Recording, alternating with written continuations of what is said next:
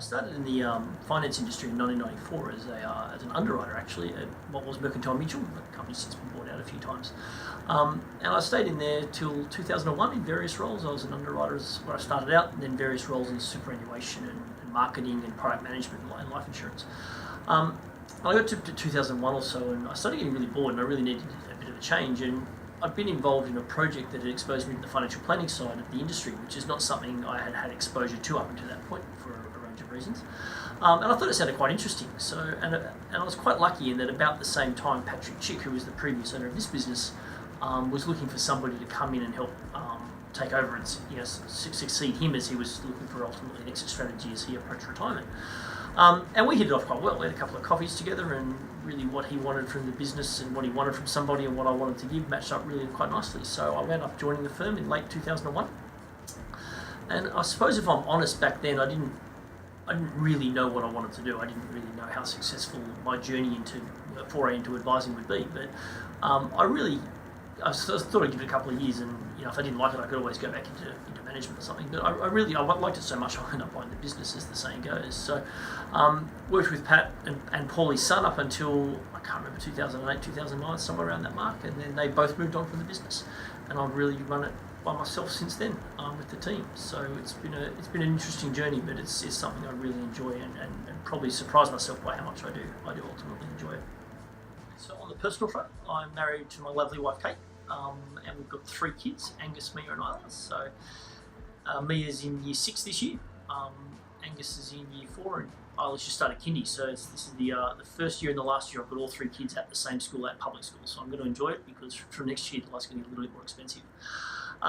As a family unit, we're really pretty busy. My wife's just started doing a PhD, and she's still working part-time, so she's flat out, and I obviously run a business, so we're pretty busy in that sense, and all the kids have got hours and after-school activities. So mid-term, we really are your head down, bum up, but we do try to get away every school holidays. I bought a caravan, much to my wife's chagrin, towards the end of last year.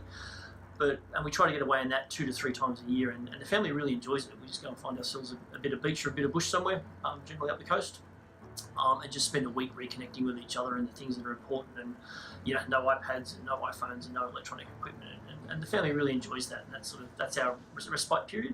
And then we come back for next term, and it's back on. What do I do? I guess the biggest driving force behind that is that I really enjoy working with people. At the end of the day, financial planning is a people game. We have relationships with our clients, and those relationships are really what I enjoy about work and about coming to work. There's probably sort of 3 components to that. I think as a financial advisor, you are invited to see a side of people's lives that no one else really gets to see. And that's a very privileged position that we get to have. And I really, really enjoy not only that position, but the nature of the relationship that tends to develop when you do get so exposed to some fairly intimate affairs of people's lives, so their finances. So I really enjoy and respect that privileged position, the relationship that gets developed off the back of that. I suppose the second thing that I really enjoy is everybody's circumstances are different. When a client comes through the door and bears all their details, that itself is really interesting. It's a bit of a story of, everyone's got a different story of how they got to where they are, and that can be sort of read in what people have achieved from a financial perspective. But again, what everyone wants to achieve with what they've got is also different as well. So I really enjoy getting into the detail of putting a plan together and coming up with a strategy with a client that's going to get them what they want to achieve, because everyone's circumstances are different. Every strategy has to be slightly different, and we're a big believer in here that we follow the numbers.